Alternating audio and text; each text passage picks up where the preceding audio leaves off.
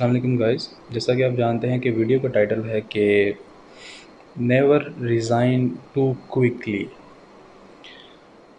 Career counselling बहुत ज़रूरी है किसी भी जॉब के लिए। तो यूजुअली जब हम अपना करियर स्टार्ट करते हैं तो नो डाउट हर पर्सन का एक गोल होता है कि वो किसी अच्छी कंपनी में को ज्वाइन करे, किसी बड़ी कंपनी को ज्वाइन करे और अपना करियर जो है वो स्मूथली वो सक्सेस पे लेके जा सके। लेकिन कुछ चीज़ें ऐसी हैं जिनका ख्याल रखना बहुत ज़रूरी है।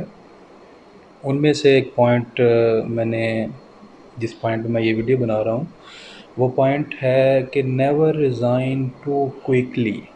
हो सकता है कि आप यूनिवर्सिटी से फ्रेश ग्रेजुएट हैं और अभी आप जॉब की तलाश में हैं और आपको एक जॉब मिलती है, आप उसको ज्वाइन करते हो और ज्वाइन करने के कुछ ही अरसा में आपको एक न्यू जॉब मिलती है जो कि उससे थोड़ा सा बेटर होती है। तो आप क्या करते हो, आप अपने करियर को अच्छा बनाने के लिए उसको ज्वाइन करने की कोशिश करते हो।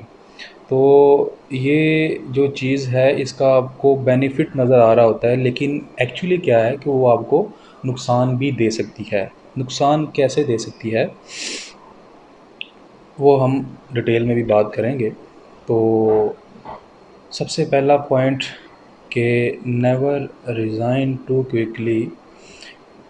आपको कम से कम 1 साल जो है उस जॉब को देना है जो आप जॉइन कर रहे हो।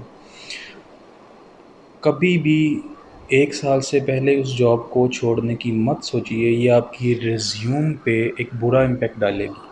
तो हमेशा जब भी आप किसी जॉब को जॉइन करते हो तो कम से कम 1 साल उस जॉब को दें। जैसे कि आप देखते हैं कि अगर आप लेट्स सपोज़ आपने 4 मंथ्स या 6 मंथ्स उस जॉब पे काम किया और आप न्यू जॉब पे शिफ्ट होते हो, तो पहला क्वेश्चन होगा कि आप इस जॉब को क्यों छोड़ रहे हो? तो जस्टिफ़ाई करना थोड़ा-सा मुश्किल भी कभी-कभी हो जाया करता है। तो इसलिए मैं यही जो है वो हाइलाइट करूँगा कि कभी भी 1 साल से पहले उस जॉब को मत छोड़ें।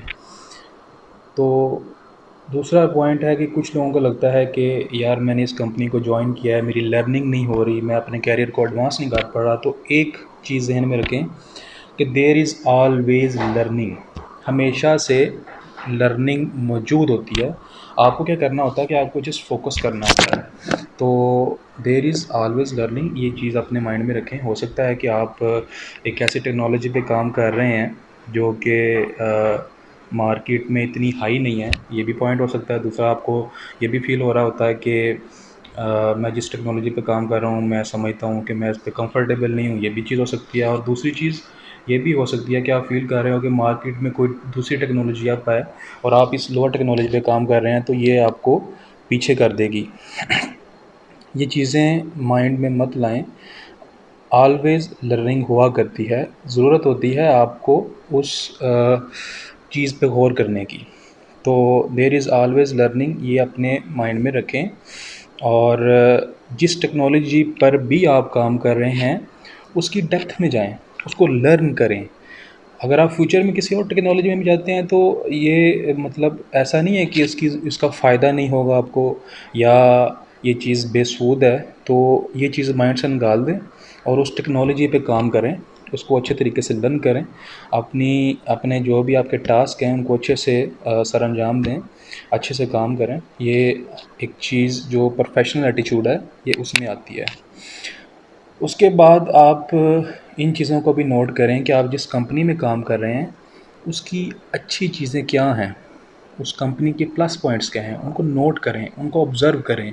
और साथ ही साथ उस कंपनी के बैड पॉइंट्स को भी नोट करें कि ऐसे कौन से पॉइंट्स हैं जो इस कंपनी में बुरे हैं और दूसरी कंपनी जिसको आप जॉइन करना चाहते हैं उसके अच्छे पॉइंट्स क्या हैं। तो इन चीज़ों को ऑब्ज़र्व करें, ये आपकी जो ऑब्ज़र्वेशन है उसको अच्छा बनाती है।